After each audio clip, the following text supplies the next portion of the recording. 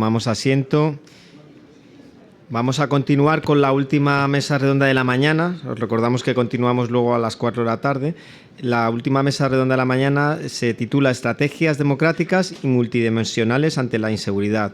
Participan Dumek Turbay, alcalde de Cartagena de Indias, Natalia Alvarado, jefa de Grupo de Seguridad Ciudadana del BID, Francho Tierra Seca, director de la FIAP, Ana María Salazar, periodista y consultora en seguridad, y Antón Leis, que es director de la Agencia Española de Cooperación Internacional para el Desarrollo. Cuando quieras, Antón.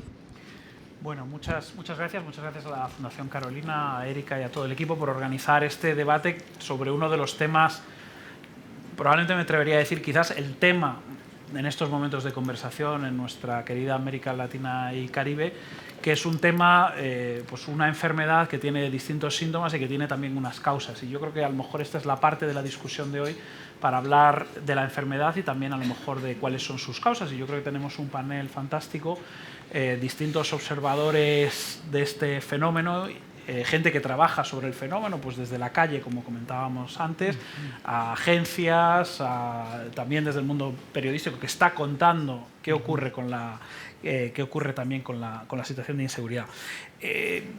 Lo que está claro es que hay un problema de inseguridad en América Latina. Desde luego hay una percepción de un problema de inseguridad y eso en el ámbito político se está reproduciendo.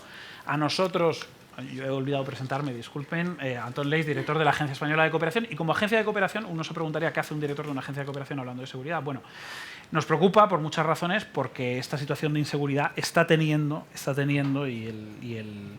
y el BID precisamente ha hecho un análisis, le cuesta a la región la situación de inseguridad un 3,5% del Producto Interno Bruto y desde luego está restando recursos que podrían ir dirigidos a educación, a protección social, a desarrollo económico, ¿no? Esto es una prioridad, digamos, que se combate, se ataca desde distintas perspectivas. También debemos atacarla desde la cooperación para el desarrollo, porque es un problema y es además un problema que puede amenazar en un mundo de crisis superpuestas, ¿no? De desigualdades, de crisis climática, etcétera, puede generarnos una crisis que no podemos permitirnos, que es la crisis de la democracia, ¿no?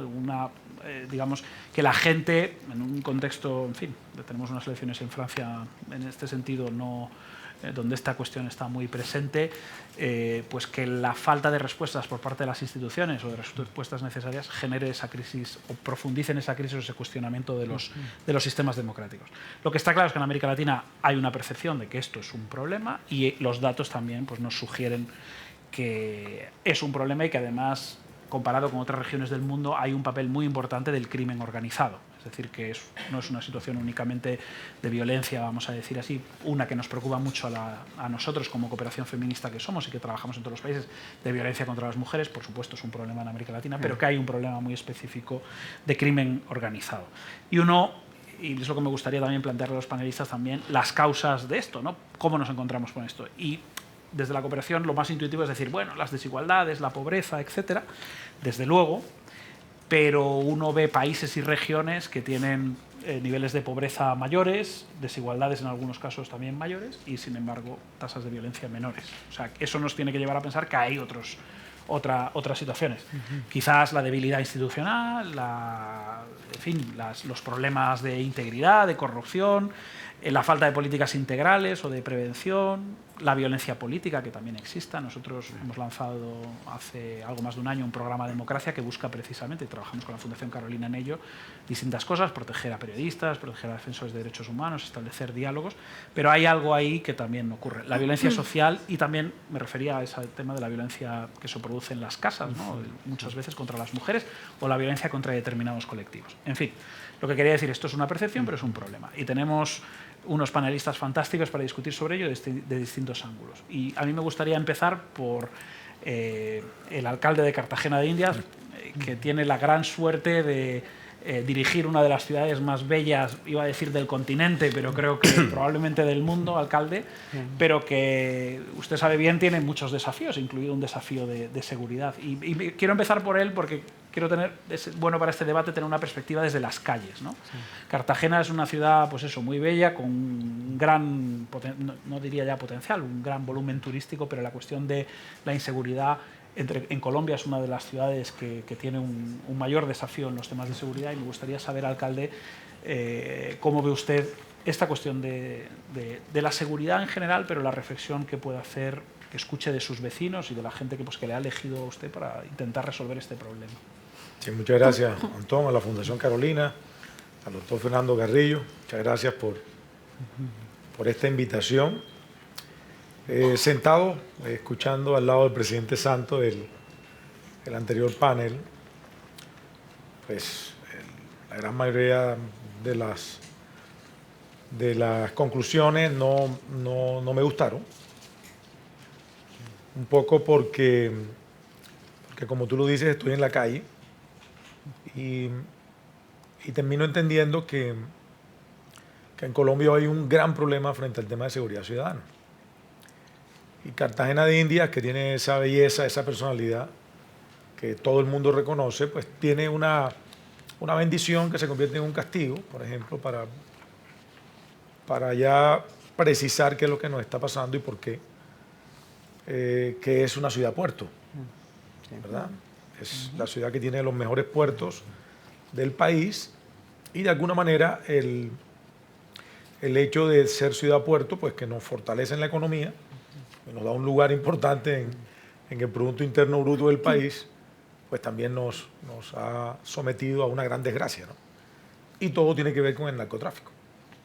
Es decir, ahí no hay ninguna discusión frente a la amenaza de los grupos criminales, que frente a otra realidad que a algunos no les gustará o creerán que exagero, el monopolio del Estado frente a las armas se perdió hace mucho tiempo.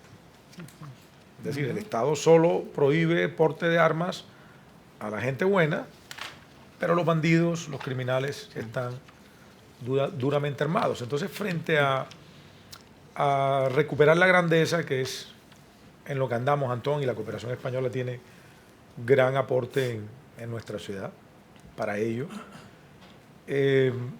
La gran angustia de un alcalde de una ciudad como Cartagena es cómo enfrento esta amenaza, que es una amenaza transnacional. Porque es que, como alcalde, en 6 meses que llevo, todos los días debo preguntar cuál es la última movida de los salsas mexicanos. Sí. Es un grupo narcotraficante en México que en mi vida pensé que se iba a convertir en un elemento de gobierno en nuestra ciudad. Porque este grupo está enfrentado con un grupo local. Y yo no puedo dejar de contarles la historia de por qué aparece un grupo local que nunca había existido en Cartagena. Pues la incidencia del narcotráfico provenía de otros grupos, de otras regiones, pero jamás había existido un narcotraficante cartagenero. Y resulta, y dice la historia verídica, que en esa conversación de la ciudad, entre comillas, frente al embarque de droga hacia el mundo, por los puertos de la ciudad, en algún momento hubo superproducción de coca en el país. Y estos grupos que utilizaban la mano de obra local para el embarque, para la logística, para el transporte, le terminó pagando con droga. Sí, sí. ¿Verdad? No había plata y les dijo, no tengo plata, te voy a pagar con droga. Y eso fue el detonante para que esta organización, también criminal, pero local, pues dijera, ¿y por qué yo no me puedo dedicar a esto? Si es un buen negocio. Y eso ha generado que cifras reales, que por ejemplo en Cartagena hoy, lo que recibí fue una ciudad que desde el año 2019 al año 2023 tuvo un aumento en la muerte violenta, sobre todo en la modalidad de sicariato, de un 76%. Es decir, es una guerra lo que hay en la ciudad. Entonces, ¿qué puede pensar Dumey como alcalde de la ciudad? Pues no puedo hacer nada. No tengo un fusil al hombro para defender a los cartageneros, por la sencilla razón que no tengo policía municipal, no tengo ninguna capacidad de darle una instrucción a una fuerza militar o a un equipo de la infantería que tiene asiento en Cartagena, ni tengo la facultad legal y constitucional, por ejemplo, lo que quise hacer en algún momento, a aplicar un principio del gobierno actual que es el de la paz total. Dije, bueno, pero si estos grupos están enfrentados, pues alguien tiene que ponerlos a hablar. Si son dos grupos y tienen a la ciudad sometida a unos niveles de violencia terrible, alguien tiene que hacerlo. Entonces, ¿cómo nos sentimos los cartageneros? Absolutamente solos. Absolutamente solos hoy en una amenaza real. Entonces, si me preguntaran, yo dijera, yo quisiera un Bukele, ¿no? Sí. Entonces, ahí comienza el debate, ¿no? Y yo soy la expresión de todos los cartageneros. Sí. ¿Por qué? Porque, y este tema también es real, este narcotraficante cartagenero que está en una cárcel de Colombia me obliga todas las mañanas a preguntarle al comandante de policía que en qué cárcel amaneció y si está aislado o no está aislado, ¿verdad? Porque desde la cárcel sigue dando instrucciones para que la guerra siga. O sea, el alias de este bandido es el Pati Pati. Entonces, el Pati Pati se ha convertido en parte de mi vida como alcalde. O sea, todos los días tengo que saber en qué cárcel de Colombia está el personaje y en qué condiciones está. Entonces, en el escenario de la calle, en el escenario real hoy frente a la seguridad, la gran desgracia nuestra es el narcotráfico. La gran desgracia nuestra hoy, como un castigo, es el ser ciudad-puerto. Es decir, yo quisiera ser otra ciudad de Colombia, ¿no? Frente a esta situación, porque los cartageneros son una comunidad afable, buena, extraordinarios anfitriones, pues no están acostumbrados a un nivel de violencia de esto. Y tú hablabas de la desigualdad. Entonces, y con esto voy a terminar, el papel de nosotros hoy es pues, de rodillas pedirle a Dios que nos ayude, ¿verdad? Es la primera frente a esta guerra absurda, y la otra es gobernar bien. ¿Por qué? Porque Cartagena tiene más de 1 millón de habitantes, pero tiene 500.000 personas que viven en condiciones de pobreza y 125.000 personas que si acaso se comen un bocado de comida diario. Entonces, ese escenario social es bien complejo, porque estos villanos que te estoy comentando pues han sido supremamente impecables en reclutar los jóvenes, ¿no? Entonces, mientras el Estado está ausente, los bandidos están en la barriada, están hablando con ellos, hacen chiste con ellos, le hacen ver la vida agradable y además de eso le dan un recurso importante. Entonces, lo que hemos dicho es, primero, orar y segundo, pues lo que nos corresponde y es lo que estamos haciendo, tomarnos la ciudad con el gobierno, ¿no? Entonces, es un poco lástima que se fue el presidente Santos. Yo tuve la oportunidad de ser gobernador de mi departamento cuando el presidente Santos era presidente y él sabe que estoy en un paso adelante frente a la solución pacífica de conflictos, frente a la paz, frente a la defensa de los derechos y la democracia. Soy demócrata al 100%, pero hoy viendo lo que pasa, no puedo sino pues, lanzar un grito desesperado de frente a lo que yo pueda hacer, lo voy a hacer bien. Y es el contacto con la comunidad, sobre todo los más pobres, generar opciones de vida, aplicar, y lo tenemos definido en nuestro plan de desarrollo Cartagena Ciudad de Derecho, el concepto que hace mucho tiempo definió la ONU como seguridad humana. Que bueno, no es solamente el policía, la patrulla persiguiendo al delincuente, sino, hey, ustedes como gobierno de lo público hagan la tarea como se tiene que hacer. Entonces un poco es la inspiración frente al gobierno de lo público, pero hoy lo que, como nos sentimos, es absolutamente solos y bueno, este es un buen escenario para que en todos los foros, en todos los círculos de poder internacional pueda haber una necesidad de saber de que hoy en Colombia hay dificultades enormes frente al tema de seguridad ciudadana.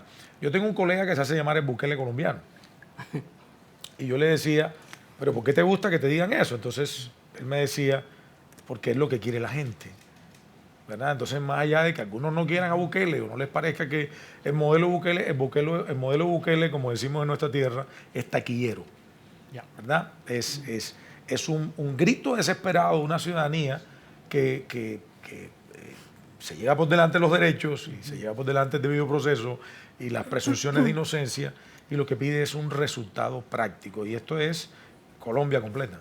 Esto no es no es solo una región. Entonces hoy la conversación que tenemos con el equipo de trabajo es: hagamos nuestra tarea, estamos seguros de que ahí vamos aclimatando y vamos por lo menos poniéndose la más difícil al narcotráfico, a los que promueven estas redes violentas, a los que se aprovechan de las rentas criminales, porque aquí se dijo algo muy cierto. Es decir, primero se toman el escenario barrial con el microtráfico y el narcotráfico y el envío de droga a otros lugares del mundo, pero después le cobran el de la tienda, le cobran el de transporte público, se convierte en gota a gota en una necesidad. Es decir, la primera toma del territorio es con narcotráfico y microtráfico, pero después viene todo y terminan nuestras comunidades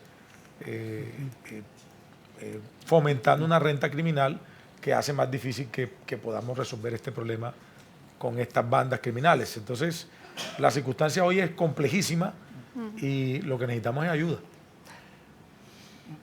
Muchas gracias, alcalde. Yo creo que has puesto dos elementos, ¿no? Por un lado, que esto es un fenómeno que trasciende con mucho lo local, son guerras. De hecho, de alguna manera estos grupos criminales son un ejemplo de integración latinoamericana, si puede ser un poco provocador. Desde la cooperación española apoyamos estos procesos de integración en distintos ámbitos, pues el mundo criminal se ha integrado, ¿no?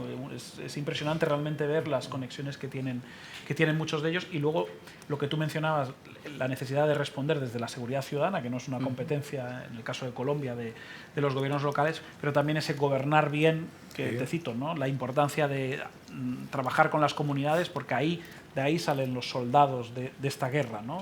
Chicos y chicas, chicos sobre todo, pues que caen en manos de estas bandas. Pues de lo local un poco a esa visión regional, Nathalie, que es la jefa del Grupo de Seguridad Ciudadana del BID. El BID estáis trabajando precisamente ante este desafío, que no es el desafío de Cartagena o de Colombia, sino que es un desafío con pautas comunes y con grupos realmente hasta eso, transnacionales. Me gustaría tener un poco tu perspectiva desde el BID. Yo empecé mi carrera profesional en el Banco Mundial, perdona que haga publicidad de otra institución. También somos hermanos. Sí, vecinos además. Y recuerdo el World Development Report que se preparó en el año 2008, yo creo que es el primero que en el Banco Mundial, que en aquel momento nos habla de los temas de seguridad. Y había un estudio que comparaba el valor añadido, el precio de la cocaína desde Colombia hasta Estados Unidos. Y allá va pues en lo que era el dinero que se llevan las mafias. Y no recuerdo las cifras, pero esa cifra era un múltiplo del presupuesto de seguridad y de defensa de todos los países, desde Colombia hasta los Estados Unidos. Y por lo tanto estamos hablando de una guerra un poco desigual, no ya solo para Cartagena, sino para cada uno de estos países. Los recursos financieros necesarios para combatir a este gran negocio pues es muy grande. ¿Cómo veis desde el BID esta cuestión y qué estáis haciendo con vuestros países, con vuestros socios para combatir esta cuestión de la desigualdad? Bueno, muchísimas gracias por la pregunta. Buenas tardes de nuevo. Este tema de seguridad ciudadana en los bancos multilaterales no fue una tarea fácil. Y tú lo entenderás muy bien. En el Banco Mundial, inclusive, entrar en estos temas era el riesgo reputacional de un organismo multilateral trabajando en temas tan sensibles. Y hoy me alegro mucho de haber escuchado que se menciona mucho el estudio del costo del crimen. Es un estudio que realmente lanzamos desde el banco de manera innovadora, un poquito para provocar esta discusión y ponerle un número a un tema que realmente se puede entender, o sea, desde la perspectiva de seguridad o de una perspectiva puramente económica, y cuando esto tiene un abordaje mucho más comprensivo.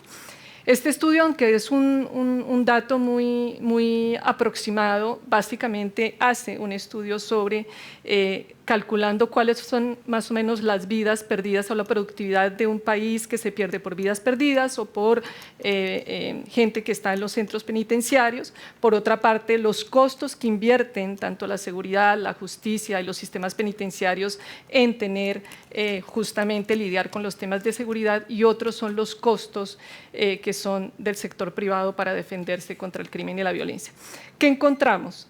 Que América Latina invierte e invierte mucho. Y tal vez ahí la pregunta más que nos tenemos que hacer es ¿qué tan eficiente es ese gasto en seguridad? Ese es el primer punto. Yo creo que otro punto importante es que son muchos recursos, y tú los mencionabas, y hay muchos recursos que pueden estar orientados a proyectos, como mencionaba el alcalde, que necesita la ciudad justamente para competirle a ese crimen organizado. Están saliendo aún más estos estudios. De hecho, yo no sé si vieron el último estudio del Fondo Monetario Internacional que decía que si América Latina descendía sus homicidios a nivel de la media mundial, que está alrededor del 7 homicidios por 100.000 habitantes, la tasa de homicidios, tendría un crecimiento hasta el 5%, y esto calculado en términos de productividad de inversión. O sea, son datos importantes que hoy están poniendo la agenda y me parece fundamental para el diálogo que estamos teniendo. Además de eso, creo que un valor agregado que estamos teniendo del banco es tratar de entender también cuáles son los costos indirectos, costos en la inversión, que eso realmente es digamos, tiene un impacto económico importante, en el bienestar, sobre todo de aquellas de las poblaciones más vulnerables, y ahí tenemos problemas que pueden presentarse para la pobreza y la desigualdad, e inclusive un costo que es poco mencionado, y es el costo que tiene al cambio climático. Hablamos del Amazonas, lo ponemos la Amazonas en el centro de muchas de las discusiones, pero el tema de que en el Amazonas tenemos narcotráfico, minería ilegal, tráfico de personas es algo que todavía debemos estudiar más, y seguro que el impacto a la degradación del ecosistema es enorme. Aquí hemos hablado muchísimo del tema de las causas, y yo creo que en el Banco Interamericano algo que nos hemos abocado muchísimo es como banco, y creo que muchos de las instituciones multilaterales, es a entender cuáles son esas causas, ¿no? Cuáles son las causas que están originando el crimen y la violencia en la región, tratar de entenderlas, profundizar de ellas. Ya la respuesta es clara, no hay una sola causa, tenemos multicausas, entre ellas muchas causas que tienen que ver, y es un poco a tu respuesta, a tu pregunta sobre en el hecho de que si tenemos pobreza, la pobreza no, pero tal vez la desigualdad sí tiene un impacto en lo que estamos viendo en el crimen y la violencia.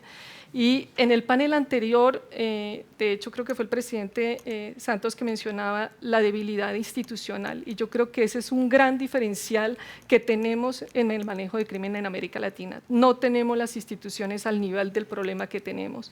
Y lo peor de todo es que tenemos a nivel de la región una disparidad y una heterogeneidad de capacidades. Las policías de Colombia no son iguales a las que tenemos en Centroamérica, y esto es un gran problema para llevar a las policías a niveles de profesionalización, que de hecho en el panel anterior, y sí me parece importante, habiendo estudiado mucho el tema de las policías, siempre medimos las policías por qué tan eficientes son y no qué tan legítimas son. Y yo creo que este es un tema fundamental en la región que todavía no hemos entendido, que no es atrapar más ladrones, sino realmente es traer seguridad a los ciudadanos.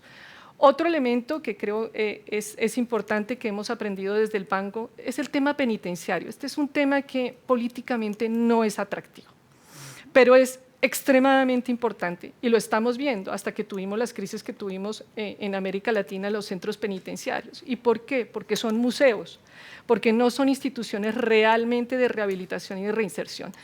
Yo me recuerdo muchas veces recibiendo ministros solicitando construcción de cárceles. La primera pregunta es, ¿construcción para qué? No, es que tengo hacinamiento.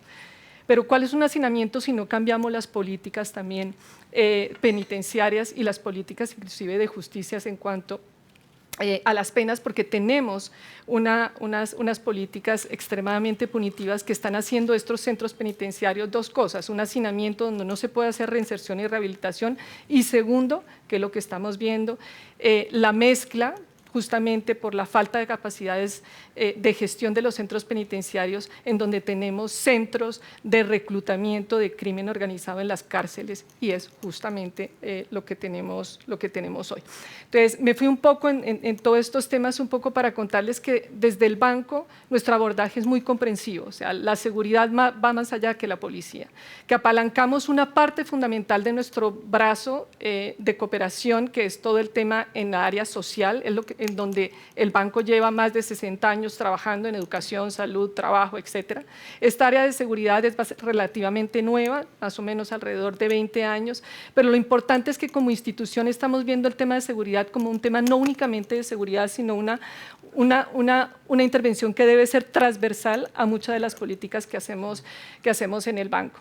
Importante que las políticas sociales universales, si bien son importantes para el tema de seguridad, es importante entender que comunidades, personas, territorios que viven en violencia necesitan una atención particular porque son una población diferente. No es porque llevemos educación o porque llevemos salud de manera masiva, sino estamos teniendo que hay gentes que tienen necesidades particulares y territorios particulares. Y si algo hemos aprendido trabajando mucho tiempo en esto es, uno, sabemos que la violencia se concentra. No tenemos que hacer la política general. Ocupémonos de esos territorios. El 50% de los homicidios se concentran en 2.5% del territorio, es una regla universal. El 10% de los delincuentes cometen el 66% de los delitos. Entonces, enfoquémonos en esos problemas y la importancia de la focalización de lo que hemos aprendido hoy trabajando en crimen y violencia. Y tal vez en la próxima pregunta tal vez pueda abordar un poco más el tema del crimen organizado, que es una agenda que ahora estamos desarrollando con mucha fuerza, y cuando se habla de crimen organizado siempre se piensa en combate. Hay otras maneras y bueno, los dejo con la incógnita. Muy bien, volveremos a esa incógnita. En cualquier caso, lo que está claro es que esto forma parte de la agenda regional, de instituciones como el BID, y también creo que de la agenda birregional con Europa. En la pasada cumbre UE-CELAC, que trabajamos muchos desde España, este es un tema que surgió naturalmente por los dos lados, ¿eh? Hay un interés, por supuesto, de la Unión Europea en resolver este problema, y el tema transnacional está ahí, y también por parte de los países latinoamericanos. Francho Tierrasecas, el director de la FIAP, que trabaja en estas cuestiones a través de distintos programas españoles, pero sobre todo europeos en la región. Francho, hemos oído varias cosas, ¿no? Por un lado, la prioridad que los propios nuestros socios, ¿no? En este caso, pues, un alcalde o los países de América Latina nos piden apoyo también, ¿no? ¿Qué podemos hacer desde las cooperaciones, desde las instituciones que se dedican a apoyar sobre todo el fortalecimiento institucional?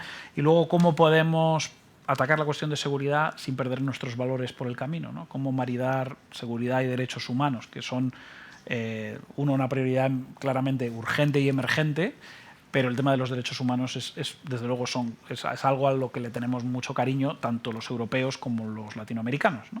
Entonces, Francho, desde la FIAP, ¿cómo veis esta cuestión? ¿Qué estáis haciendo? ¿Qué se puede hacer? ¿Qué os piden? ¿Cómo estáis trabajando en estos programas de fortalecimiento institucional entre Europa y América Latina? Buenas tardes. Gracias, Antón, y gracias también a la Fundación Carolina por permitir a FIAP tener una voz en este panel. Bueno, es verdad que no es un debate nuevo, el de libertad, seguridad o cómo conjugar esos dos aspectos. ¿El problema cuál es? El problema es que llegado el momento en el cual el objetivo único es la seguridad, entonces vale todo. Y de ahí surgen propuestas como de todos a la cárcel, ¿no? Y así arreglamos los temas de seguridad. Hay un debate peligroso. Yo creo que debemos enfocarlo desde una perspectiva amplia, como hacemos desde FIAP. FIAP estamos especializados en políticas públicas. La seguridad es una política pública, sin duda. Formamos parte de la cooperación española y es verdad que en multitud de ocasiones nos han preguntado qué hace la cooperación española trabajando en temas de seguridad. Nos pasa igual que con el BID, ¿no? Precisamente porque eso nos permite, en los países en los que implementamos proyectos en materia de seguridad, también incorporar actuaciones relacionadas con las consecuencias del cambio climático, la digitalización, la movilidad, la descarbonización o las políticas sociales. Es que la seguridad precisamente permite ese desarrollo en las sociedades en las que intervenimos. Y al hilo de lo que comentaba el moderador, Nosotros lo hacemos desde FIAP de una forma integral. Es decir, abordamos los temas de seguridad sin perder de vista que el objetivo es la normalidad de la vida cotidiana y ciudadana en cualquier país. Y lo hacemos de esa forma. Y además queremos distinguir dos aspectos fundamentales. Primero, lo que llamamos la seguridad ciudadana en España, ese es el término que utilizamos, que son los delitos penales ordinarios, y luego una situación extraordinaria que es la que ya está presente en América Latina y en otras zonas del mundo, Es decir, no es un problema único de América Latina y el Caribe, sino que también está presente en África e incluso en algunas zonas de la sociedad europea. Por lo tanto, el crimen organizado es una de las luchas más duras a las que hay que hacer frente. Y lo digo sobre todo porque hay que enfrentarse no a personas individuales, sino a auténticas organizaciones que conforman un mini-estado, en la que tienen un sistema de finanzas poderosísimo, que en algunas ocasiones incluso superan la capacidad que tienen los propios países, a través del tráfico de la droga, tienen una capacidad financiera enorme, también a través del tráfico de armas, ya que es una organización que tiene que conseguir sus objetivos a través del terror y, por lo tanto, las armas le sirven para ello. Y el tercer aspecto al que nos enfrentamos también es el de los reclutamientos. Lo digo sobre todo porque la teoría de todos a la cárcel estamos precisamente llevando a los pequeños delincuentes al cuartel general de reclutamiento de las grandes organizaciones.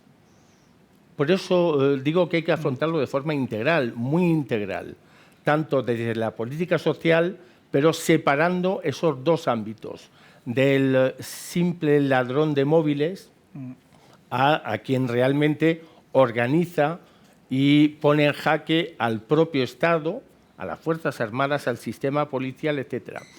Tal y como decía el moderador, desde FIAP implementamos proyectos financiados por la Unión Europea, por lo tanto son proyectos birregionales, Unión Europea, América Latina y el Caribe. El gran proyecto es el Pacto 2.0, que ya se ha hecho mención en la inauguración de esta jornada, y tiene muchas novedades. La novedad principal es que se trata de fomentar la integración integral, valga la redundancia, de los países de América Latina y el Caribe. ¿Qué significa exactamente? Intentamos integrar todo el circuito penal y no solamente la acción policial. La acción policial es fundamental, pero la acción del Poder Judicial, de los jueces, de los ministerios públicos, de las fiscalías y de los sistemas penitenciarios tiene que estar absolutamente integrado. Porque si no, la acción policial solo va a ir dirigida a tener unas encuestas satisfactorias a final de ejercicios, número de detenciones o desarticulación de bandas criminales. Pero integrar el trabajo de los jueces y fiscales, integrar el trabajo al mismo tiempo con los sistemas policiales a través de Ameripol, que también está trabajando dentro del pacto, y sobre todo el saber finalizar con castigos ajustados tanto a los componentes de las bandas criminales como las alternativas al sistema penitenciario. Hay delitos menores que no tienen por qué acabar en prisión y que sean captados y reclutados por las bandas criminales. Esa es la integralidad de la que habla FIAP y que intentamos implementar en todo el sistema de lucha contra el crimen organizado, y esa integración se tiene que producir cada vez más. Lo digo porque en otras zonas del mundo, por ejemplo en una parte de África, la integración se está produciendo por parte de regímenes totalitarios. El peligro que tiene América Latina es que los defensores del sistema de todos a la cárcel para solucionar el problema se empiecen también a integrar. formalizando una coalición que pueda dificultar la actuación tendente a solucionar los problemas relacionados con la seguridad. Por lo tanto, la seguridad en sí no es un objetivo. La seguridad es una gran preocupación que repercute en el funcionamiento diario de todos los países. Bueno, muchas gracias, Francho. Me quedo con esa idea, ¿no? de el riesgo de que aquellos que presentan soluciones fáciles también se integren, ¿no? Y que olvidemos, que sacrifiquemos en el altar de la seguridad pues los derechos humanos y otra serie de políticas públicas, y esa mirada integral no solo a la cuestión de seguridad, sino en conjunto al desarrollo institucional. Ahora, María Salazar, tienes mucha experiencia, 30 años trabajando estas cuestiones. Me gustaría ver qué reacción tienes a lo que has oído.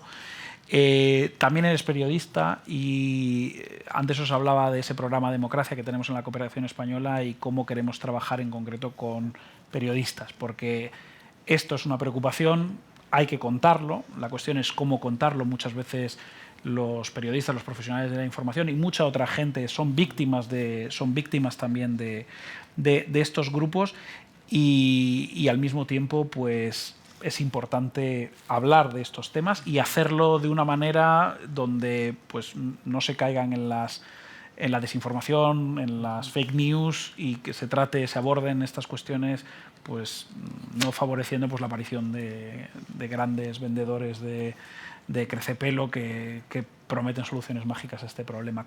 Desde la complejidad que hemos visto, ¿cómo lo ves desde tu experiencia en tantos sitios?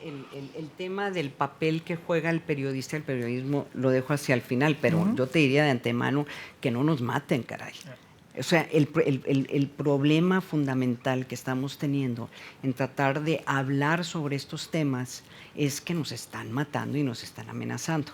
Y no hay, y en parte uno podría también culpar al gobierno. Pero déjame hablarte desde una perspectiva histórica, también reconociendo que los que hemos participado en todos estos programas de reforma a la justicia penal, tal vez en un momento dado tal vez nos equivocamos, porque teníamos esta gran fe de que para que pudiera existir una democracia viable, una democracia liberal, tenías que tener elecciones justas y elecciones y un sistema de justicia funcional, particularmente un sistema de justicia penal. Y hubo muchos esfuerzos. Yo empecé a participar en estas reformas, te estoy hablando de a finales de los 80, en Guatemala, en Colombia, donde conocí tuve la oportunidad de trabajar con un joven ministro de Justicia, Fernando Carrillo, en su momento, en donde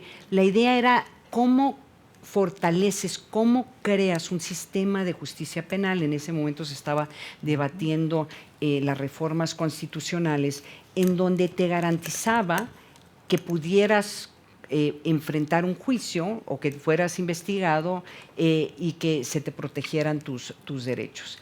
Yo creo que y en el caso mío, yo después tuve la oportunidad de ser la primera agregada judicial en la Embajada de Estados Unidos en Colombia, donde imagínate, me tocó el intercambio de pruebas sobre Pablo Escobar, el cártel de Cali, o sea, todo ese proceso que vivió Colombia, que es un proceso que creo que es importante ver y entender, porque era un proceso en donde se creaban los incentivos para que estos criminales se entregaran o por lo menos hacer un intento de mitigar el impacto que tenían estas organizaciones criminales en la sociedad colombiana y el impacto que estaba teniendo en Estados Unidos por el tema del tráfico de estupefacientes.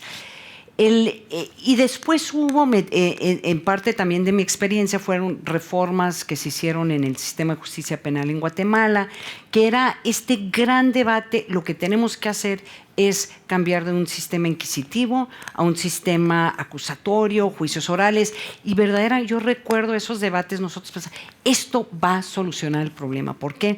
Porque si fortalecemos las instituciones democráticas, si podemos llevar a gente a juicios penales que fueran transparentes, que se viera eso, debería de resolver a largo plazo la criminalidad y la peligrosidad de estos grupos del crimen organizado. Después fui una de las negociadoras en el cuando estaba en el Pentágono del Plan Colombia, y el tema de ese apoyo, esa ayuda, era de que tiene que ser ayuda extraordinaria ante amenazas extraordinarias, que obviamente el interés, como lo comentaron hace un momento, de Estados Unidos, Shlomo, sobre este tipo de programas, pues obviamente Estados Unidos viene y defiende sus intereses estratégicos en la región, ¿sí? Que iban más allá del tema del narcotráfico de estas organizaciones, sino el fortalecimiento de la capacidad de Colombia para poder enfrentar estas organizaciones criminales, que después se transfirió ese apoyo para el papel que estaría jugando la guerrilla. Y a través de los años, para mí fue más claro que nos equivocamos en asumir que el fortalecimiento institucional iba a ser suficiente. ¿Y por qué digo eso? Porque no hemos, a través de los años, y ahora voy a hablar como de mis 20 años en México, entre periodista y también soy académica, doy clases en las academias, en las maestrías de seguridad nacional, en los institutos de defensa, pero lo que yo estoy viendo particularmente en el ejemplo mexicano y donde nos equivocamos es que no pudimos o no tuvimos la capacidad de separar entre la peligrosidad de estos grupos del crimen organizado, que representan una amenaza a la seguridad nacional, a la peligrosidad de otras organizaciones que caen más en el ámbito de seguridad pública y que son una amenaza a la seguridad ciudadana. Y entonces, el no separar, no tener como visiones diferentes del problema, nos ha llevado a que tienes una situación que quieres tratar a un capo, de los capos o de los criminales más peligrosos que tiene el planeta, que están en México, como un raterillo de la esquina. O sea, no, la ayuda o la visión o los best practices nunca separaron claramente la peligrosidad de estas organizaciones, que son desde su capacidad bélica, la capacidad de control territorial, la capacidad de acceso, obviamente acceso a armas, la capacidad corruptora, la capacidad de intimidación y sobre todo estas capacidades que se ejercen en un momento en donde claramente no hay ni la voluntad política y yo diría ni la voluntad institucional de enfrentarlos de una forma, porque la misma legislación no te lo permite. Por eso surge Bukele, ¿sí? Porque uno podría argumentar, bueno, por lo menos Bukele los mete en la cárcel. Hace 20 años o 25 años los matan a todos. Eso hubiera sido la solución, ¿sí? O sea, Bukele es un modelo en donde pretende como crear una institucionalidad de una solución que no sé qué va a suceder en los siguientes años con estas 40,000 personas que tienen detenidas, ¿sí? Pero están tratando por lo menos de dar la apariencia institucional, porque esos son los modelos que enfrenta Latinoamérica en este momento. Tienes el modelo Bukele, tienes el modelo de la guerra sucia, donde básicamente y planamente van y matan. O sea, no hay institucionalidad, es una guerra en donde las instituciones militares generalmente van y enfrentan a estas organizaciones, ¿sí? Es la guerra sucia, ¿sí? El otro modelo es tratar de hacer reformas, cruzarse los dedos de que estas reformas van a funcionar y a mediano y a largo plazo vamos a ver si son las correctas, ¿sí? Pero estamos hablando de décadas, o crear un sistema que es más, que hace esta diferenciación entre estas organizaciones que son altamente violentas, que son identificadas claramente como una amenaza a la seguridad nacional y que tienen una clasificación diferente y se le tiene que tratar de una forma diferente a los otros tipos de delitos. el poder hacer este tipo de diferenciación es muy difícil, políticamente es muy difícil, ¿sí? Y en cierta forma hay rechazos de crear estas jurisdicciones por separados. Entonces yo diría que en México nos encontramos en el peor de todos los mundos, ¿no? En donde se ha militarizado el proceso de persecución del delito en México, en donde se crea una Guardia Nacional, pero en verdad es una guardia que tiene y nace dentro de las Fuerzas Armadas. Se está tratando de reestructurar el sistema, la rama judicial, si quieren podemos hablar de eso, lo que se está tratando de hacer en México, que verdaderamente es preocupante. Quieren que todos los jueces, todos, incluyendo los ministros de la Corte, se sometan a elecciones populares. Entonces ustedes se deben imaginar, ustedes que han trabajado en programas de reestructuración de la justicia, lo que implica eso en términos de la justicia, particularmente la justicia penal. Y tenemos ya parte del territorio en donde controla el crimen organizado. Cuando yo te escucho, alcalde, te puedo garantizar que el 80% de los alcaldes de México probablemente tienen el mismo sentimiento que tienes tú. O sea, básicamente están en manos, a diario se levantan tratando de entender qué están haciendo estas organizaciones criminales, y estás en manos de políticas públicas y decisiones sobre la seguridad de tu ciudad, en donde pues medio participas, pero no participas. O sea, las decisiones se están haciendo en otro rubro, y además las decisiones de seguridad y sobre todo recursos, ¿sí? Entonces, el no fortalecer la capacidad de las ciudades, de los alcaldes, de poder por lo menos controlar aquellos delitos o aquellas delincuencias que son más locales y que no tienen esa trascendencia internacional o esa capacidad bélica, simple y llanamente creo que es la lección que no aprendimos y que se está descuidando en este momento, porque tienes a los alcaldes, y en el caso de México también los gobernadores, en donde simple y llanamente hacen esto. No es responsabilidad mía.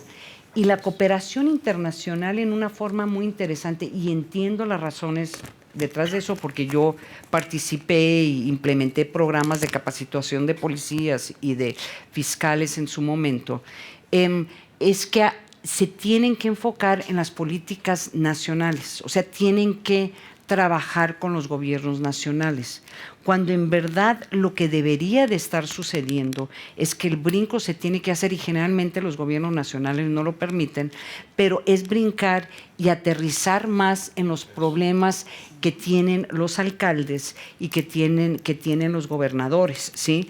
Por lo menos poder fortalecer aquellas partes de la seguridad ciudadana que no representan o que no son partes de estas organizaciones, organizaciones que son literalmente amenazas a la seguridad nacional, y hacer como esa división, porque a mediano a largo plazo yo, por ejemplo, veo lo que está pasando en México, y solamente en temas, por ejemplo, de las desapariciones, ¿sí? Que es una de las grandes tragedias en México, en donde estamos hablando de más de 100,000 desaparecidos desde los 60, ¿no? Pero en esta administración se ha documentado 40,000, ¿sí? Y yo hablo como parte de mi trabajo periodístico con lo que le llaman las madres de los desaparecidos, y lo que se ha convertido, que es el otro tema que creo que dificulta la ayuda internacional, es que se ha convertido como parte de estos gobiernos que ven a las personas que protestan por el problema de inseguridad como amenazas, como personas que son de la oposición, y como grupos que están tratando de desestabilizarlos, cuando en una situación normal, obviamente, La expectativa es que las víctimas estén protestando, que las madres de los desaparecidos estén protestando, que los medios de comunicación juguemos un papel fundamental en estar informando a diario la situación de la seguridad del país, en donde la sociedad civil debe de estar alzando la mano y los empresarios decir, ya no podemos vivir con las extorsiones a diarios. Lo que sucede ya en este tipo de gobiernos, estoy hablando en el caso del gobierno de México, pero también se está viendo en diferentes partes de Latinoamérica, que el solo hecho de jugar el papel que debe de jugar la sociedad civil, los organismos internacionales también, y los países en decir, esto no es aceptable, ¿sí?, el nivel de seguridad. Entonces ya se ven como una amenaza, un ataque directo. Quiero concluir con dos comentarios, y si quieres hablo en esto o en la segunda vuelta sobre el papel fundamental que juegan los medios de comunicación. Es que como no hay un acuerdo de cuáles son las mejores prácticas para poder enfrentar lo que, usemos una definición para separarlo de la inseguridad ciudadana, el que vive el ciudadano, lo que vive directamente, pero yo le quiero llamar como insurgencia criminal, que es como un concepto que se está tratando de desarrollar, de organizaciones que son gran capacidad bélica, acceso a armas, control territorial y vínculos internacionales, que automáticamente los caen casi en el ámbito de seguridad nacional, que combatirlos con policías civiles normales es casi imposible. Entonces, como no hay un concepto generalizado de cuáles son las mejores prácticas para enfrentar estas organizaciones, entonces se vuelve muy difícil proponer estándares que debe de estar promoviendo las organizaciones internacionales mediante el apoyo. Es terrible. O sea, yo como periodista, y además porque doy clases y tengo presencia entre las Fuerzas Armadas y colegas de las Fuerzas Armadas, las imágenes que yo recibo a diario de descabezados, desmembrados, pedacitos de personas, están encontrando estas fosas comunes a diario. Son imágenes de una guerra o de un país que está en una guerra civil o en guerra. Y eso tiene que también representar un cambio en la forma que se gobierna en una situación donde tienes estos altos índices de violencia y donde no controlas los territorios. Y esas discusiones también son muy difíciles de tenerlos en este momento ante lo que se percibe como críticas de la forma de gobernar de ciertos presidentes. Entonces, dejo ahí mis comentarios. Si quieres, a la segunda vuelta hablo sobre el papel de los medios de comunicación. Bueno, yo creo que muchas gracias, María. Muy interesante esa cuestión de la insurgencia criminal, la diferenciación, la necesidad de estrategias diferenciadas ante el fenómeno de inseguridad y el hecho de que tal vez haya que ir más allá de los gobiernos o los gobiernos nacionales, de trabajar con los gobiernos locales, trabajar también con la sociedad civil. Os hablaba antes de este programa Democracia de la Cooperación Española. Yo también en una vida pasada he trabajado en muchos proyectos de gobernanza. Hemos trabajado mucho con jueces, las cooperaciones, con jueces, con fiscales, con parlamentos, con instituciones formales, y no es suficiente. Con leyes, y estamos viendo que no es suficiente, que hay que dar el salto, trabajar con la sociedad civil. Eso es lo que estamos haciendo con este programa de Democracia. Para combatir la desinformación, por ejemplo, no se puede trabajar únicamente con los parlamentos, con los jueces. Hay que trabajar con la sociedad civil en muchos casos, que tienen, por suerte o por desgracia, no digo que esto sea bueno, pero que tienen a los ojos de la ciudadanía muchas veces más legitimidad que los poderes públicos, y la necesidad también de localizar mucho más nuestro trabajo, ¿no? En países grandes como es Colombia o como es México, nosotros estamos trabajando con estados, con la zona del Caribe, del Pacífico, son nuestros dos hábitats naturales en Colombia. Y una cuestión muy importante también, el tema de la resolución de los conflictos a la que apuntabas.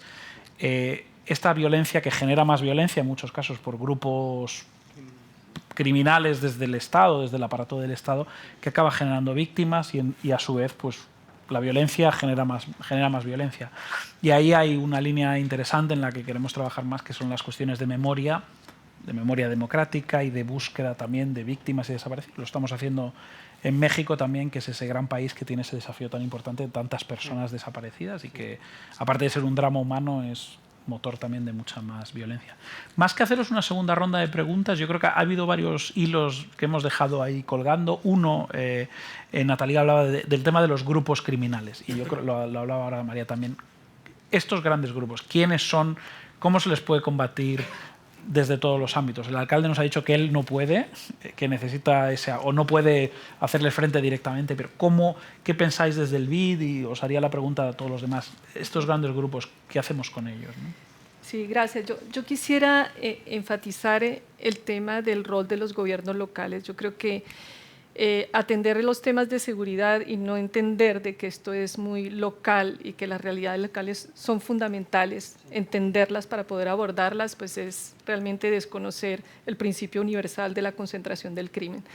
De hecho, esto me lleva a una experiencia. Estamos trabajando en Ecuador, estamos realmente en el terreno, con las botas puestas, trabajando ahora en Ecuador justamente, ayudando, contribuyendo al país a resolver el problema del tema del crimen organizado.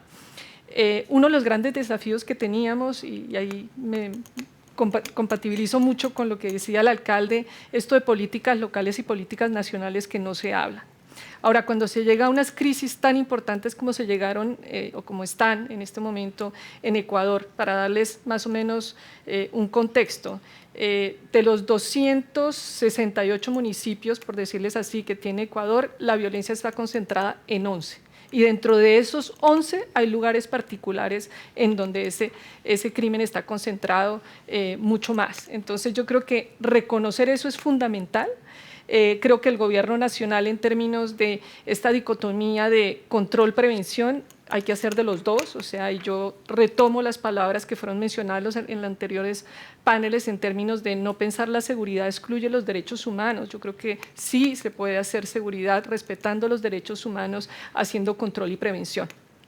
Y esto me lleva un poco al tema del crimen organizado, en donde hablábamos anteriormente de todas las causas que pueden generar el crimen organizado. Hay unas particulares y hoy salen mucho más estudios, de hecho, inclusive que están relacionados con el tema del terrorismo, ¿no? Por ejemplo, los temas de las violencias que se viven, las violencias, como usted mencionaba, alcalde, de poblaciones que viven en violencia, pues son las que están más atraídas inclusive para asociarse a estos crímenes.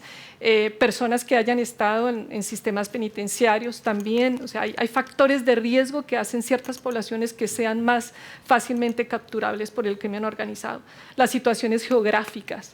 El puerto, evidentemente, es otro de los factores de riesgo, y esto añadido pues, a los factores estructurales socioeconómicos y sabemos institucionales, porque en América Latina corrupción está muy entrelazado con el tema de las instituciones, la corrupción en la policía, en el sistema de justicia y en el sistema penitenciario. Entonces, todos estos factores institucionales, factores individuales, comunitarios, geográficos, crean todo un ecosistema en donde estos mercados ilícitos, y aquí tomo un poco las palabras que mencionaba Lucía Damer, el tema de justamente un crimen organizado que se alimenta a través de mercados ilícitos, que además utiliza las vulnerabilidades de los sitios donde llega para poderse nutrir, y esto crea justamente este ecosistema.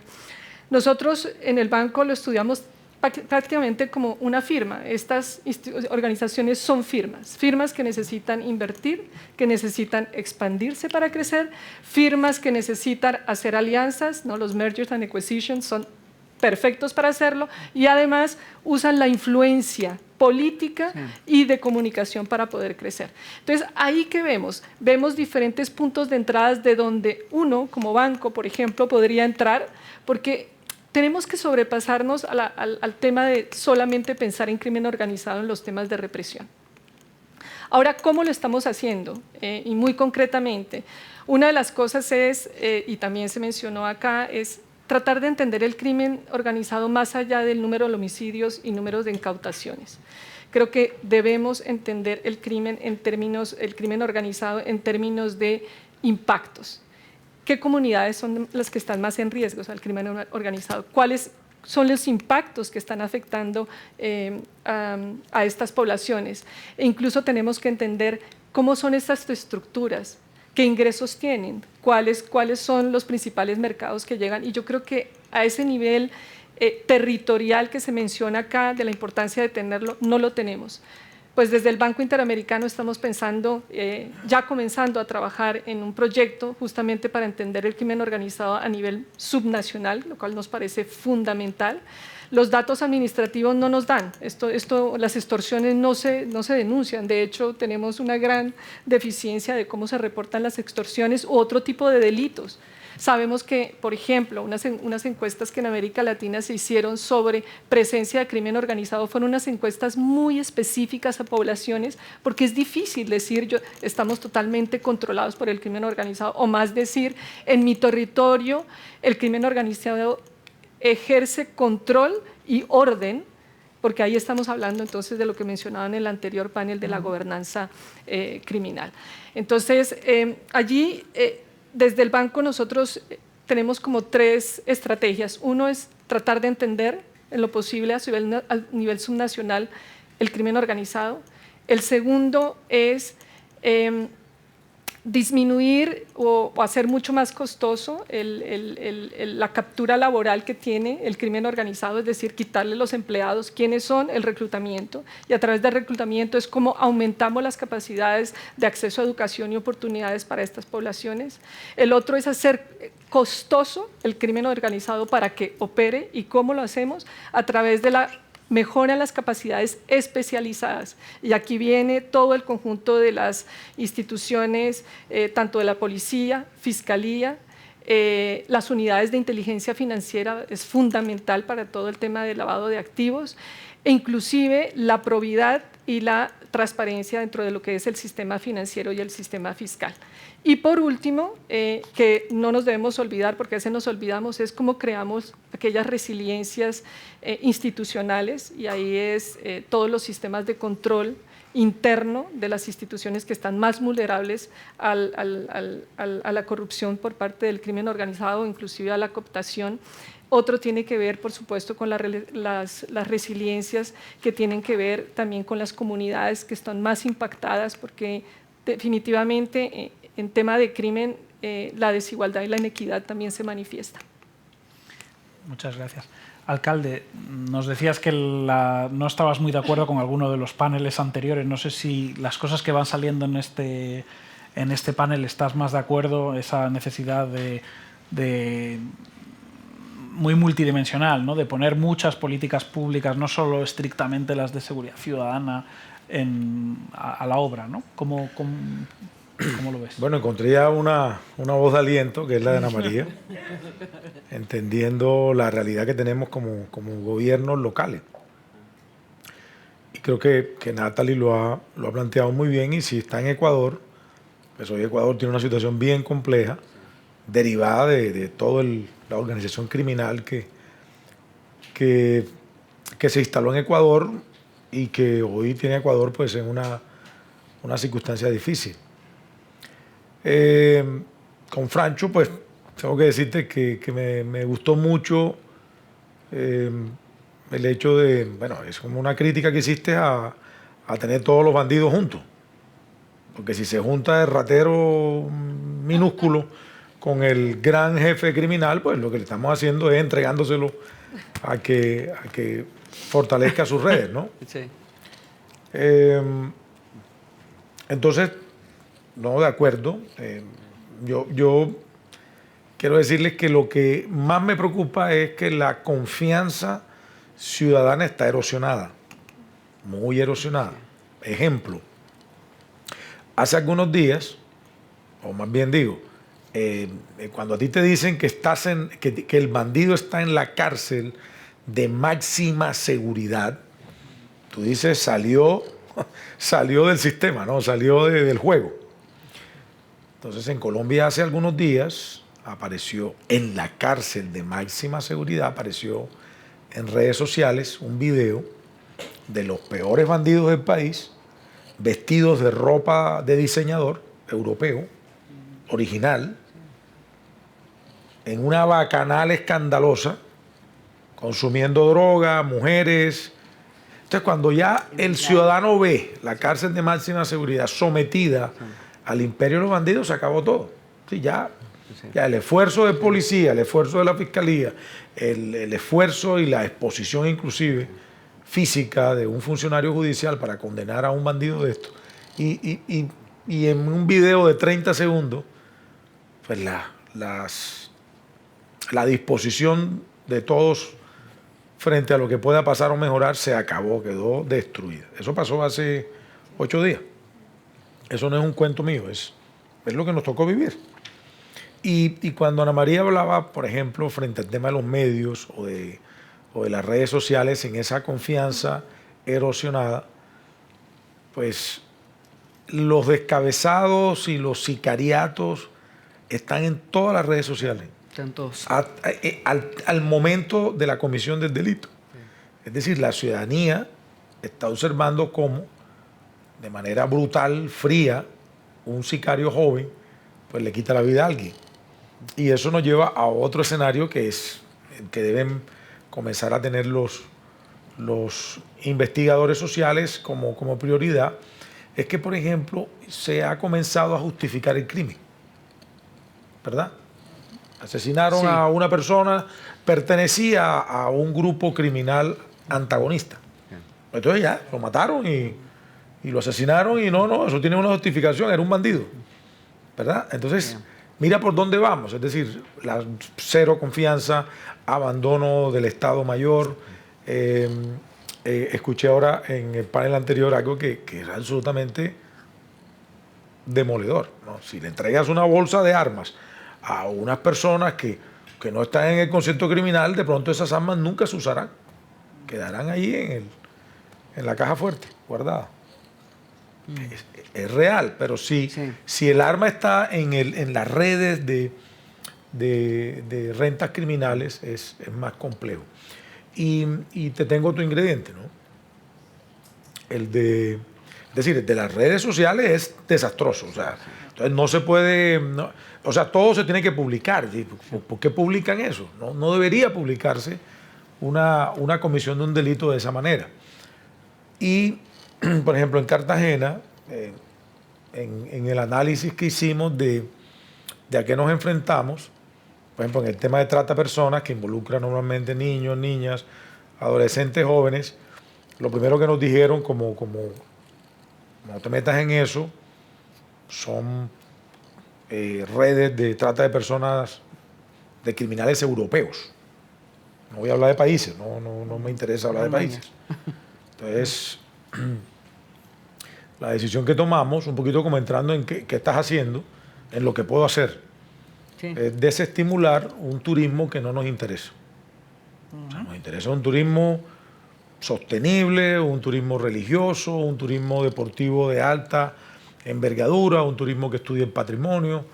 O sea, Cartagena de Indias desde lo local, le estamos dando la pelea o haciendo la confrontación desde lo poco que puedo hacer, más allá de lo bélico o de lo militar o de lo policial. Y entonces, por ejemplo, en el centro histórico de la ciudad estamos clausurando todos los negocios que promuevan el turismo sexual. Todos.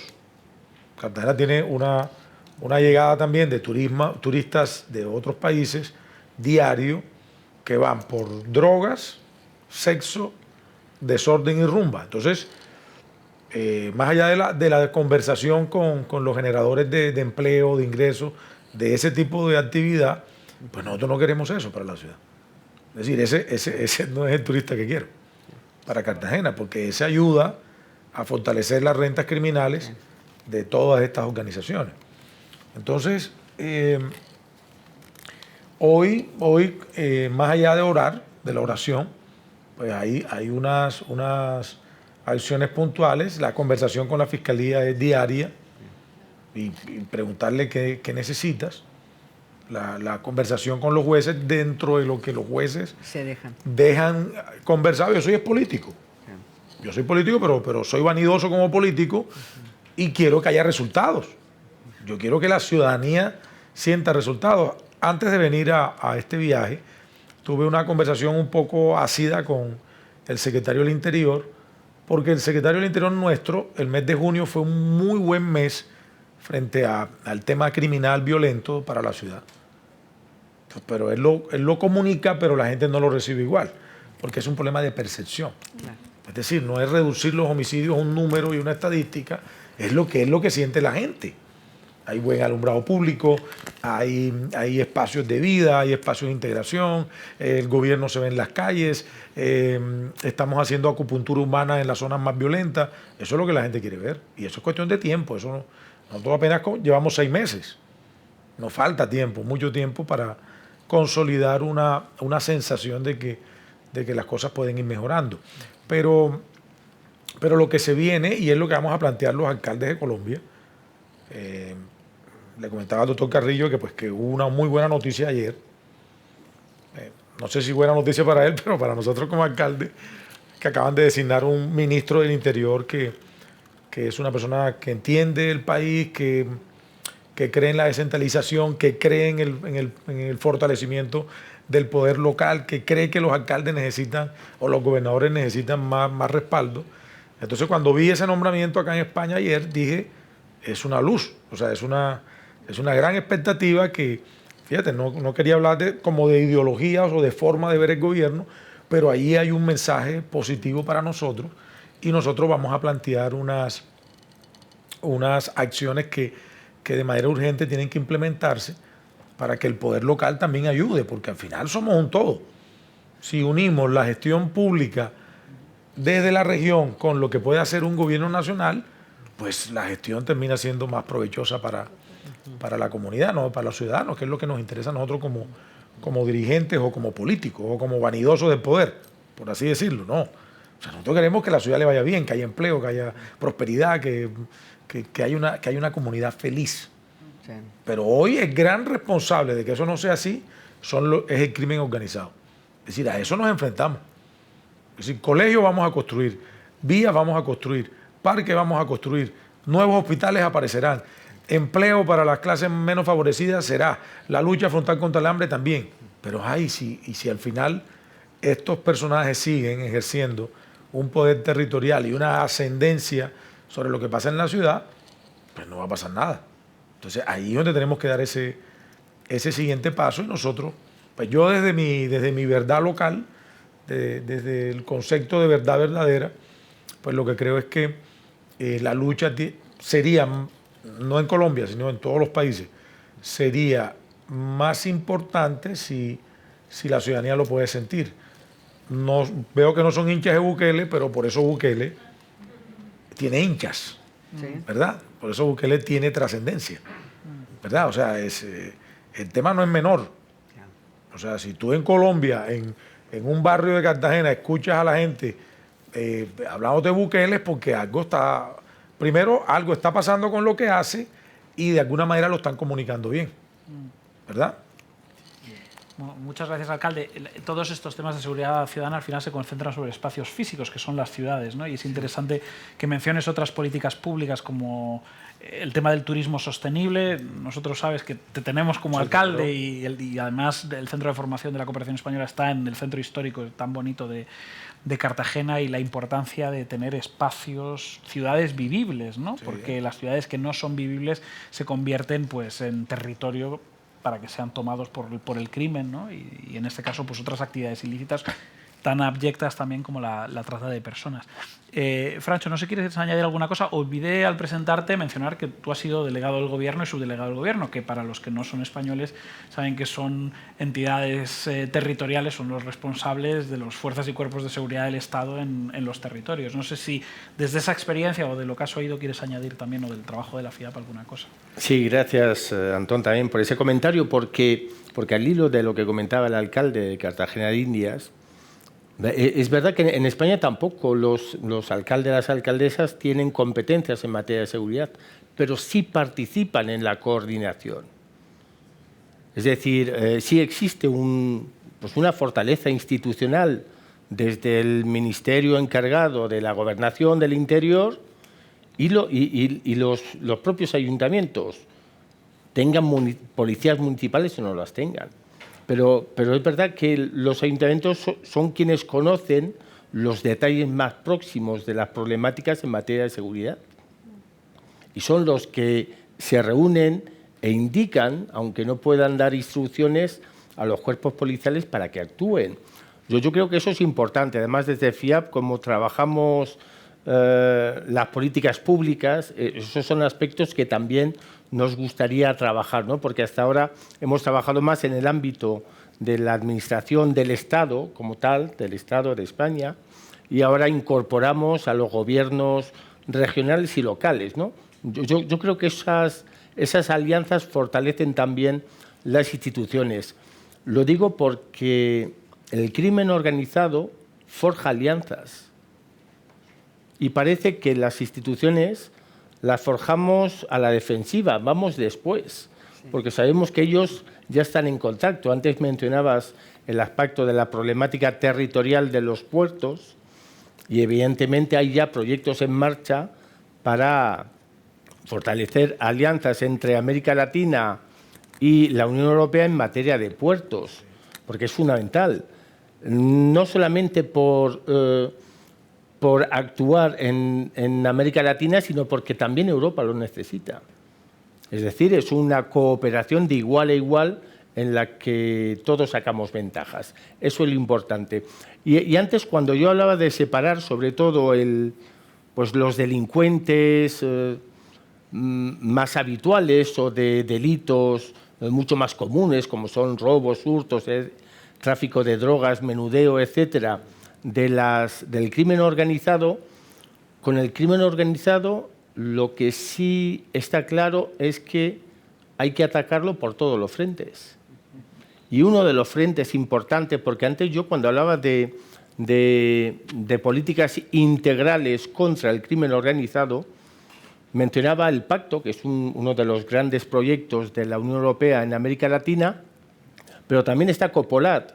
COPOLAT también es un programa birregional, Unión Europea, América Latina, que lucha contra el crimen organizado, pero del narcotráfico.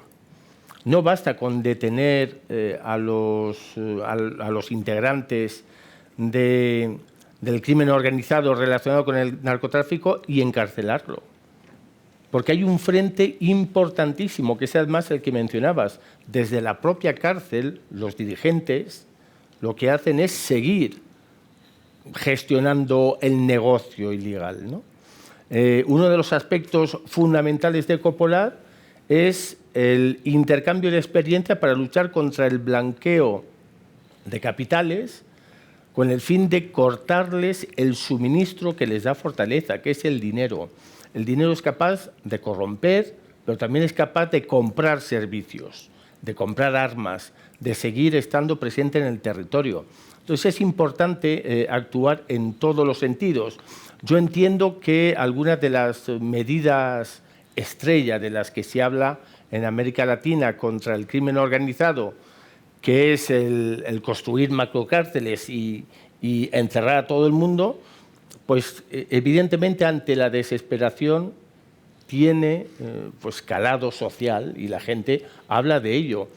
Pero yo creo que desde la responsabilidad de instituciones, yo creo que muy serias, tenemos que explotar todos los mecanismos para poder intervenir. Y el del blanqueo de capitales, el de la problemática social del consumo de drogas, al mismo tiempo de la respuesta policial, también es importante que tengamos esa integración. Y ya por último, ante los mensajes fáciles o las soluciones mágicas para acabar con la inseguridad, recordar en qué momento estamos. Lo digo porque a finales del siglo XX, por primera vez en la historia de la humanidad, más de la mitad de la población del planeta vivíamos en sistemas democráticos. Hoy no es así. Entonces, la democracia estaba a la ofensiva, después de la caída del muro de Berlín, etcétera. Ahora es totalmente al contrario. La democracia está a la defensiva. Y los que están a la ofensiva son las soluciones muchas veces totalitarias. Por lo tanto, yo creo que tenemos que intensificar las políticas tendentes a que la democracia, de nuevo, y las medidas de seguridad junto y compatible con los derechos humanos, estemos de nuevo a la ofensiva. Muchas gracias, Francho. Efectivamente, este es uno de los debates donde las democracias se juegan su, no me voy a poner muy dramático, pero su supervivencia, ¿no? En responder de manera efectiva a las demandas de seguridad que tienen las personas, ¿no? En ese programa de democracia del que os hablaba, hablamos no solo de instituciones formales, sino también materiales. La democracia está en crisis porque la gente tiene la percepción de que no le funciona, y no le funciona en términos de servicios públicos, sus calles no están asfaltadas, pagan impuestos pero no ven una mejora en la educación, pero también en el ámbito de la seguridad. Y para hablar de todo ello están los periodistas. Nos quedan 4 minutos, pero me gustaría, María, el papel de los periodistas me parece clave. Yo creo que el alcalde lo mencionaba, el tema de las redes sociales, sí. El papel de las redes sociales en todo esto, la falta de regulación o de autorregulación también, pero el papel fundamental de los periodistas. Tú nos decías que no nos maten, pero ¿cómo se puede hacer periodismo? ¿Cómo se puede hacer periodismo sobre estas cuestiones? Hacerlo con rigor. ¿Y qué papel crees tú que puede jugar ese periodismo? A ver, el tema del periodismo en materia de seguridad hasta hace algunos años representaba la fuente principal por donde las personas obtenían información de lo que estaba pasando en sus comunidades. Yo recuerdo, yo hice una entrevista, lástima que no está aquí Juan Manuel y Sholom, yo hice una entrevista con ellos en México, en Tamaulipas, uno de los estados más peligrosos de México. Hicimos una entrevista, moderé un panel con ellos y después los entrevisté para un programa de televisión en donde se hablaba sobre el papel del periodismo y seguridad nacional. Y era muy interesante porque hay estos diferentes modelos en donde por una parte hay un modelo en donde el periodista o los medios de comunicación trabajan con el gobierno con una estrategia conjunta para fortalecer el gobierno y al mismo tiempo crear fuentes de información verídica de lo que está pasando, pero que era como una alianza con gobierno. Y luego está la otra en donde hay como unos, pues tal vez no tan cercana a la relación, pero por lo menos tener consideraciones de no publicar, por ejemplo, las amenazas o no poner las cartas de los narcotraficantes directamente en los periódicos sobre todo. Y luego hay este otro modelo que me tocó entrevistar en ese momento un corresponsal de guerra en donde me regañaba y me decía, el papel del periodismo es informar y de dar información. Entonces, cuando tú comentas y no asustar, es que parte del problema es que si nosotros empezamos a decidir qué no publicamos, ¿sí? Porque vamos a asustar, tampoco le estamos dando la información a la gente de lo que está sucediendo en su comunidad. Claro, obviamente los descabezados y los pedacitos de cuerpos y todo, entiendo por qué no se tiene que publicar eso, pero la autocensura que se está viviendo en un país como México por el temor de que pueda haber represalias o que te entre en los periódicos locales, que te entre algún representante del narco local y te diga esto publicas y esto no publicas, es real.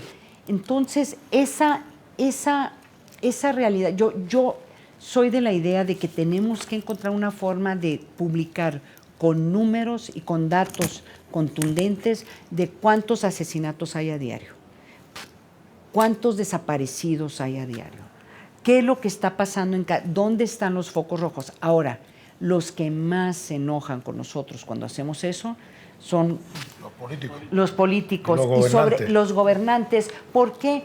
Porque en el caso, yo le llamo el fenómeno Acapulco. ¿Por qué? ¿Qué pasó en Acapulco? Una maravillosa ciudad de playa donde nacionales, internacionales, era de la playa más reconocida en México. Pero a propósito se dejó de publicar en los medios de comunicación qué es lo que estaba pasando.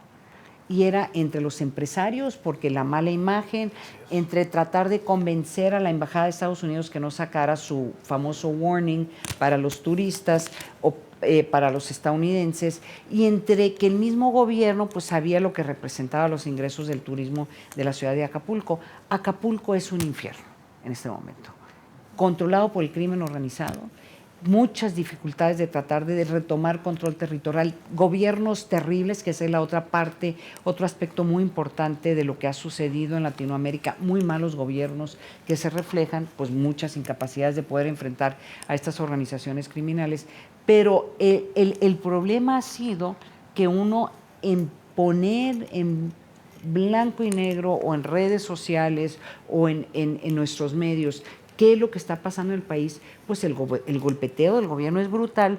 ¿Por qué? Porque afecta la imagen del gobierno, afecta la imagen de las ciudades, ¿sí? Y puede afectar la economía local. Entonces, en el caso mío, yo tengo un programa que se llama Gabinete de Seguridad.